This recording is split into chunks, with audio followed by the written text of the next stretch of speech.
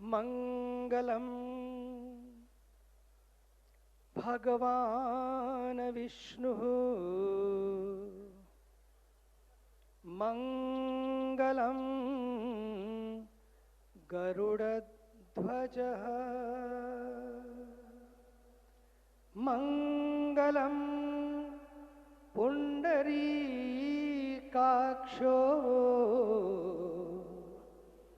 मंगलायतनो हरि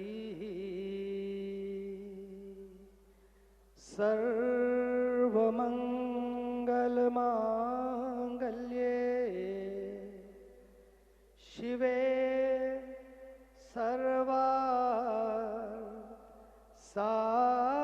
सर्वार्थसाधिके शरण्ये त्र्यंबके गौरी नारायणी नमोस्तुते नारायणी नमोस्तुते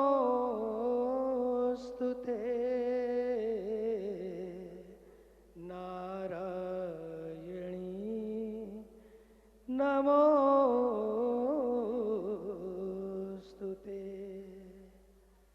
ओ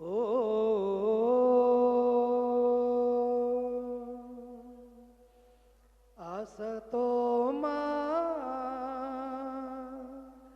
सद्गमय तमसो मा ज्योतिर्गमय मृत्योर्मा अमृतं गमय। ओ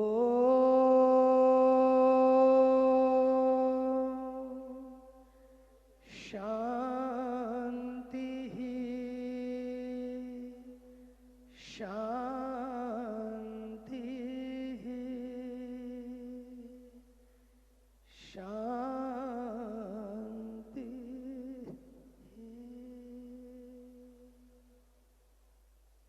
मेरे साथ हाथ खड़े करके सभी दोनों हाथ खड़े कर लेंगे। Please raise your hand. Bharat माता की, भारत माता की। वंदे वंदे हर हर महा बागेश्वर धाम की। मंच पर विराजमान आप सब लोगों का सौभाग्य है कि मंच पर विराजमान आज मैं कहना चाहता हूं कि चारों युगों में जिन महापुरुषों के बारे में, जिन उन तपस्वियों के बारे में, उन आर्ष महापुरुषों के बारे में हम आज तक सुनते आए हैं, लेकिन आज बागेश्वर धाम में मेरे प्रिय, अभिन्न और आदरणीय बागेश्वर पीठाधीश्वर श्री धीरेन्द्र कृष्ण शास्त्री जी महाराज के सद्गुरुदेव, जिन्होंने उन्हें ऐसे समय में पुचकारा, प्यार दिया, वात्सल्य दिया, दृष्टि दी और आगे बढ़ने का आशीर्वाद दिया। ऐसे हमारी इस भारतीय संस्कृति की दिव्य परंपरा में, भारतीय संस्कृति के ज्योतिर्मय शिखर पूज्यपाद जगतगुरु रामानंदाचार्य जी, जगतगुरु भद्राचार्य राम भद्राचार्य जी महाराज, तुलसी पीठाधीश्वर तो वे हैं, लेकिन सच बताऊं इस युग के गोस्वामी तुलसीदास जी के बाद जिन्होंने एक अद्भुत इस देश को एक नहीं, दो नहीं, तीन नहीं, 251 महान प्रतियां दी हैं, महान ग्रंथ दिए हैं, उनका दर्शन आप मंच पर कर रहे हैं। ये हम सबका सौभाग्य है। एक ऐसे महापुरुष जिनकी वजह से जब ऐसा लगने लगा भारत के सुप्रीम कोर्ट को भी एक दृष्टि की आवश्यकता है, तब जिसे एक ऐसा फैसला देना है जिसे सारे फासले ही दूर करने हैं, उस समय में हमारे देश के सुनामधन्य पूज्यपाद महाराज श्री ने ही कोर्ट में उपस्थित होकर इस तरह का ज्ञान दिया, दृष्टि दी कि आज उसी के बल पर और तर्क दिए गए, लेकिन उन तर्कों को जो दृष्टि चाहिए थी, जिसके बाद सारे जजेस को लगने लगे कि yes done, we got it, और वो दृष्टि दी हमारे पूज्यपाद महाराज श्री ने, और उसी का परिणाम है कि आज 500 साल के बाद बलिदानियों का बलिदान, आस्थावानों की आस्था, सभी महापुरुषों का तप, और साथ ही साथ सभी कार सेवकों से लेकर और सभी कार्यकर्ताओं तक आज जो परिश्रम हुआ, जो साधना हुई, जो बलिदान हुआ, उनका सेवा, उनका स्मरण, उनकी साधना, उनका समर्पण, उसी का परिणाम है कि पहली बार हम भाग्यशाली हैं। इसी काल में एक ही वर्ष के भीतर भीतर हमने एक नया इतिहास बनते देखा है, और वो इतिहास अयोध्या की धरती पर श्री राम लला जब विराजमान हुए, भारत के तपस्वी ऊर्जावान प्रधानमंत्री वहां पर विराजमान थे, सब लोग गाते रहते थे। शबरी ने भी गाया, मेरी झोपड़ी के भाग आज खुल जाएंगे, राम आएंगे, मेरी झोपड़ी के भाग आज खुल जाएंगे, राम आएंगे। लेकिन उस दिन सब गा उठे, सबकी आंखों में आंसू थे। मैंने देखा था एक ऐसी तपस्विनी जिसने भारत को जगाया, भारत के युवाओं को जगाया, भारतीय जन चेतना को झंकृत किया। ऐसी हमारी भगवती स्वरूपा नारी शक्ति को जिन्होंने बताया कि शक्ति का अर्थ क्या होता है, झंकृत किया जिन्होंने, ऐसी हमारी दीदी माँ झूम उठी थी, नाच उठी थी, गा उठी थी, और उनकी आंखों में और सारे संतों की आंखों में अश्रु थे। और किस तरह से वो दृश्य था, वो भूले भुलाए नहीं भूलता। भारत में 26 जनवरी हम मनाते आए हैं, मनाते रहेंगे। भारत में 15 अगस्त का दिन हम मनाते हैं, मनाते आएंगे। लेकिन 22 फरवरी का वो दिन स्वर्णाक्षरों में लिखा गया है, वो तारीख जिसने सारी भारत की तकदीर ही बदल दी, भारत की तस्वीर ही बदल दी। लोगों में सनातन, विराट सनातन के उस स्वरूप का दर्शन कराया, और लोग गा उठे, मेरी झोपड़ी के भाग आज खुल गए रे, राम आ गए, मेरी झोपड़ी के भाग आज खुल गए रे, राम आ गए, राम आ गए, राम आ गए, राम आ गए, राम छा गए, राम भागे। आज पुनः, क्योंकि मैं अभी महासंगम की, महाकुंभ की धरती से आ रहा हूं, आज ही पहुंचा, तो मैं आपसे कहना चाहता हूं, एक तारीख तो वो लिखी गई और दूसरी तारीख स्वर्णाक्षरों में लिखी जा रही है, जिस पर आने वाली सदियां रिसर्च करेंगी, सभी विश्वविद्यालय रिसर्च करेंगे, how this is possible, how this can happen, but our India's amazing prime minister of India has shown us, yes it is possible. उन्होंने पहले दिन जब वहां पर आए, जैसे घर में शादी होती है ना, यहां 251 कन्याओं की शादी है, बेटियों की शादी है, एक एक चीज का ध्यान रखा जा रहा है। और सच मानिए, अपने घर में शादी होती है, जब तक बारात और बिटिया विदा ना हो जाए तब तक हृदय धुक धुक करता रहता है, धक धक करता रहता है कि सब कुछ ठीक हो जाए। अब सोचिए, जहां पर 60 करोड़ लोगों से ज्यादा भक्त आ रहे हों, वहां पर भारत के ऊर्जावान प्रधानमंत्री, उनको कैसा लगता होगा कि मेरा भारत आ रहा है, मेरा विश्व परिवार आ रहा है। तो 1 महीना पहले 13 जनवरी को कुंभ प्रारंभ हुआ, 13 दिसंबर को आकर उन्होंने एक एक चीज को देखा, एक एक चीज को परखा, ताकि किसी को कोई कष्ट ना हो। वे आए, देखा, प्रसन्न हुए और उस समय एक आवाज दी, आह्वान किया, आज का ये महाकुंभ एकता का महायज्ञ है, एकता का महायज्ञ है, एकजुटता का महायज्ञ है। और हम सब ने देखा, उस एकजुटता को देखा, उस एकता को देखा, जहां पर विश्व के 125 देश जहां पर आकर स्नान करके, लगभग सोचिए 125 देशों की इतनी जनता इकट्ठी आ जाए, उतने लोगों ने स्नान किया और स्नान करके अपने अपने घरों को प्रस्थान किया।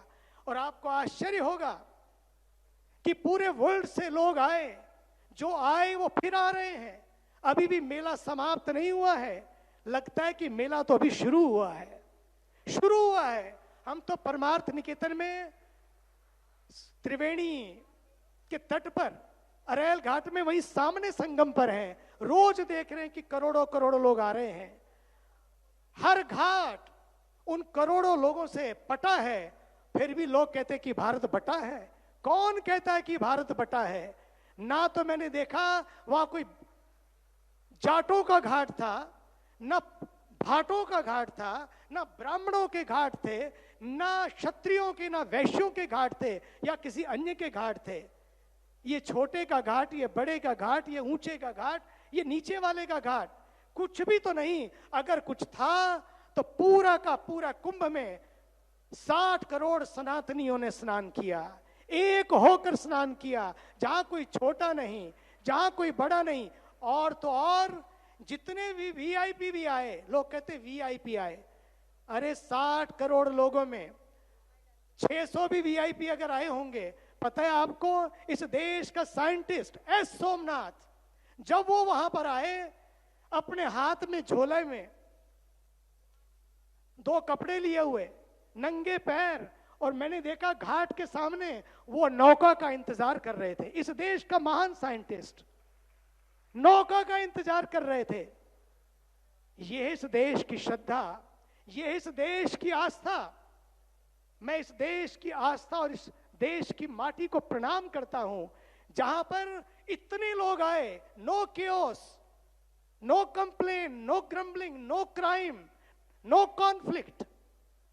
Everybody was so happy, not happy, but blissful. मुझे तो लगता है this is not a breaking news for India. This is a making news for India. Making news for India. India could show, yes, India can do it under the guidance of our Honorable Prime Minister of India. He has shown to the world कि किस तरह से भारत एकता के सूत्र में बंधा है, किस तरह से भारत दीवारों को तोड़ना जानता है, किस तरह से भारत दरारों को भरना जानता है, किस तरह से भारत दिलों को जोड़ना जानता है। दरारें फरी, दीवारें टूटी और दिलों को जोड़ा गया इस सनातन महान पर्व पर। पूरे सनातन का विराट दर्शन अगर किसी ने कराया, इस महाकुंभ ने कराया। हाँ, वहां पर भी कुछ लोग थे, नैरेटिव घड़े गए, नेगेटिविटी परोसी गई, नारे भी दिए गए, लेकिन सच मानिए उस पूरे कुंभ के लोगों की अकल ही बदल गई। यार कमाल हो गया। सोचा तो बहुत कुछ था, लोगों तो 40 करोड़ भी गप लगता था। 40 करोड़ का आंकड़ा दिया गया था। कई लोगों ने कहा ये आंकड़े भी फर्जी हैं। मैं तो कहना चाहता हूं आज इस मंच से, सच मानिए, आंकड़ों पर मत जाइए। एक एक आंकड़े के पीछे एक एक कैमरा लगा हुआ है, एक एक वैज्ञानिक लगा हुआ है। बात आंकड़ों की नहीं है, बात अकड़ की है। जब अकड़ बढ़ती है तो तभी सब कुछ व्यर्थ लगता है, झूठा लगता है। इस समाज ने सिखाया अकड़ के नहीं, भारतीय समाज तो पकड़ के। जब अकड़ बढ़ती है तो पकड़ ढीली होती है, और ऐसे लोगों की पकड़ ढीली होती चली गई। कुंदरकी भी जीता, मिल्कीपुर भी जीता, कुंभ भी सजा, दिल्ली भी सजी, हरियाणा भी सजा, महाराष्ट्र भी सजा। क्यों? क्योंकि लोगों ने धीरे धीरे महसूस किया कि कहीं चूक गए हम लोकसभा के इलेक्शन में, कहीं कुछ गलती हो गई। उस गलती को लोगों ने सुधारने का प्रयास किया, और आगे भी आने वाले समय में लोगों को लगने लगा यार एक ही तो व्यक्ति है अपने पास जिसने अपने आप को, अपने समय का, अपने प्रतिभा का, अपने हर क्षण का बलिदान कर दिया इस देश के लिए। क्या इस गांव का सौभाग्य नहीं है? एक देश का प्रधानमंत्री। Can you imagine? इस छोटे से गांव में कौन सोचता था ये छोटा सा गांव जहां पर भारत के प्रधानमंत्री आ रहे हैं, जहां पर देश की प्रथम नागरिक, अंतिम नागरिक के लिए जिसको कोई पूछता नहीं है, उन बिटियाओं को यहां पर स्टेज पर बिठाकर, मंच पर बिठाकर पूरे भारत के महान संत आशीर्वाद देंगे। भारत की माननीय राष्ट्रपति जी उन सब के बीच में होंगी। कभी आपने सोचा? फिर भी लोग कहते कि हम बटे हैं। ये बड़े बड़ों के लिए होता है, ये बड़े बड़ों के लिए नहीं होता है। जिन्होंने भी जीवन को बढ़िया बनाने का प्रयास किया, पूरा भारत उनके साथ खड़ा हुआ है। ये भारत की महिमा है कि जहां पर एक ही बार में, एक ही सप्ताह में माननीय प्रधानमंत्री जी हों, माननीय राष्ट्रपति महोदय हों, और फिर उनके साथ पूरा विश्व और पूरा देश खड़ा हो। ये उन लड़कियों का भी सौभाग्य है जिनको आशीर्वाद मिलने जा रहा है। और इस गांव में मैं तो गांव वालों को भी कहना चाहूंगा, कई बार क्या होता है, अरे यार, क्योंकि मैं पहले भी आ चुका हूं, पहले भी यहाँ की शक्ल देख चुका हूं, पहले भी यहाँ की कई बार चर्चाएं भी सुन चुका हूं। लोगों को लगता है यार 27 साल का तो है, अपना ही तो है, अपने गांव का ही तो है, ऐसा कौन सा तीर मार दिया। बात 27 साल की नहीं है, ये 27 जन्मों की बात होती है, तब कोई ऐसा लाल पैदा होता है। बुंदेलों हर बोलों के मुंह हमने सुनी कहानी थी, खूब लड़ी मर्दानी वो तो झांसी वाली रानी थी। एक आई थी बुंदेली जिसने लड़ी लड़ाई बुंदेलखंड के लिए, लेकिन आज हम सब के बीच में एक नया बुंदेला है। वो बुंदेली थी, ये बुंदेला है जिसने यहां जन्म लेकर सिद्ध किया कि ये भारत साधनों के बल पर नहीं। इनके पास दूध भी पीने को नहीं था। महाराष्ट्री जानते हैं, महाराष्ट्र के पास जब ये बालक आया, दूध भी पीने को नहीं था, रोटी खाने को नहीं थी, झोपड़ी भी चूती थी, लीकी लीकी झोपड़ी, सोचिए। और ऐसे में ये 27 वर्ष का एक नौजवान तापस कुमार जब आता है इस गांव में, लोगों ने कहा ये क्या करेगा, ऐसे ही है, ऐसा है, वैसा है। मैं आपसे कहना चाहता हूं, आयु पर मत जाइए, आयु पर मत जाइए। जो उनको आशीर्वाद मिले हैं संतों के, जो उनको तपस्या मिली है सन्यासी बाबा की, जो उनको आशीर्वाद मिला है पूज्य महाराज श्री का, संतों का साथ मिला है। और मैं आज तक इससे ज्यादा और क्या होगा, जिस आंगन में भारत के प्रधानमंत्री आ जाएं, वो भी किसी तपस्वी से कम नहीं है। मैं तो कहना चाहता हूं, ये भारत का सौभाग्य है कि भारत के पास ऐसे यशस्वी तपस्वी प्रधानमंत्री हैं। कभी कभी मुझे एक गीत याद आता है, मैं बहुत बच्चा था तब मैंने सुना था, कभी कभी मेरे दिल में ख्याल आता है, कभी कभी मेरे दिल में ख्याल आता है, तुम्हें जमीन पे लाया गया है भारत के लिए। ऐसा लगता है मुझे। गीत तो बड़ा गाया जा सकता है, लेकिन एक महापुरुष जिसने अपने जीवन को देश के लिए दो ही तरीके जीने के लिए हैं, one is what for me and other way is what through me. यज्ञ तो रोज करने का मौका नहीं मिलता होगा, लेकिन भारत के ऊर्जावान प्रधानमंत्री ने अपने जीवन को ही यज्ञ बना लिया है। जीवन ही यज्ञ बन गया है, और जीवन तभी यज्ञ बनता है जब जीवन अपने लिए नहीं, पूरे समाज के लिए, पूरे विश्व के लिए समर्पित हो जाता है। इसलिए आज के दिन इस गांव में, इन घड़ियों में आज उनका आगमन जब हो रहा है, मैं तो समझता हूं इस गांव की भी शक्ल बदलने जा रही है, अकल बदलने जा रही है। यहां भी अगर कोई नैरेटिव है वो भी धराशायी होने जा रहा है कि यस, इस गांव के छोरे ने करके दिखा दिया। वाह, इस गांव के छोरे ने करके दिखा दिया। और ये केवल किया अपने बल पर नहीं, ये किया है अपने गुरुदेव की कृपा के बल पर, आशीर्वाद के बल पर। और इतनी विनम्रता है, इतना फेमस, कहीं से गुजर जाएं। अभी हम लोग बद्रीनाथ में थे, बद्रीनाथ वाले महाराज जी यहाँ बैठे, बाबा बालकनाथ जी, हम तीनों थे बद्रीनाथ में। आप आश्चर्य कर रहे थे, लोग सारे बद्रीनाथ का दर्शन करने के लिए जा रहे थे। एक तरफ तो बद्रीनाथ भगवान और दूसरी तरफ हमारे बाबा, दूसरे तरफ हमारे बागेश्वर वाले बाबा। सारे लोग दर्शन करके बाद जहां लौटे तो सारे पीछे पड़ गए और बागेश्वर धाम के बाबा के पीछे पीछे पीछे पीछे चलने लगे। मुझे लगता है ये प्रभु की कृपा का फल है। इसलिए आइए, हम सब लोग बड़े भाग्यशाली हैं। हम सब लोगों को इस अवसर पर बागेश्वर धाम में इस नवीन एक जो कैंसर का एक बहुत बड़ा अस्पताल बनने जा रहा है, आज अगर समाज में पूरे बुंदेलखंड को आवश्यकता है, बुंदेलखंड नहीं, मध्य प्रदेश नहीं, बल्कि पूरे भारत में यदि सन्यासियों को कुछ करना है, मंदिरों के साथ साथ शिक्षा, चिकित्सा और रोजगार के साधन पैदा करिए। इन तीनों की बहुत आवश्यकता है। मंदिर बनाओ, लेकिन मंदिरों के साथ साथ विद्यालय खोलो, विश्वविद्यालय खोलो और अस्पताल खोलो, इसकी बहुत जरूरत है। और इसलिए भी ये कैंसर का अस्पताल है। मुझे तो लगता है कई बार लोगों के जीवन में सोच का कैंसर, विचारों का कैंसर भी हो रहा है। उस सब को दूर करने के लिए हमारे बीच में महाराज श्री हैं।